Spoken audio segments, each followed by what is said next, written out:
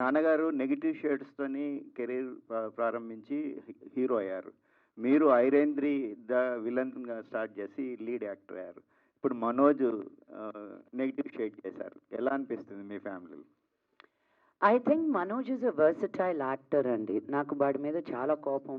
అది 1,00,000 సార్లు వాడికి ఇంట్లోపల చెప్పిందే. నేను ఏడ్చుకున్న రోజులున్నాయి. నిన్ను మళ్ళీ ఎప్పుడు తెర మీద చూస్తాను అని. నిన్న మనోజ్‌కి ఎలా అనిపించిందో నాకు తెలీదు కానీ, నా సంతోషానికి మటుకు there is no bounds. Because ఒక మంచి ఆర్టిస్ట్‌ని ఎల్లప్పుడూ చూస్తూ ఉండాలనిపిస్తది.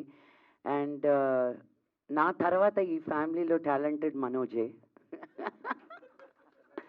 No but jokes apart, he is the most talented. నేను ఈ సినిమాలో నా సాంగ్‌కి కానీ, నా ఫైట్‌కి కానీ, నా ట్రైలర్‌కి కానీ, నా టీజర్‌కి కానీ, నా కాస్టింగ్‌కి కానీ, నా కథ మొత్తం అయినప్పుడు కానీ, ప్రతి అడుగులోనూ నేను మా నాన్నకు చూపించలేదు, విష్ణుకి చూపించలేదు, ఎవ్వరికీ చూపించలేదు. మనోజ్ ఒక్కడినే నమ్మాను నేను. వాట్ హీ వాజ్ సేయింగ్, తన his input means the world to మీ.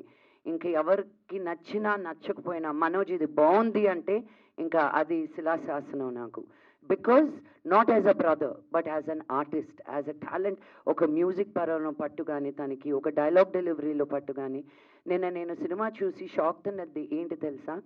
మనోజ్ ప్రయాణం, బిందాస్, దొంగ దొంగది ఇలాంటి సినిమాలు తీసి మీకు కామెడీ టైమింగ్లో అందరినీ అల్లరించాడు.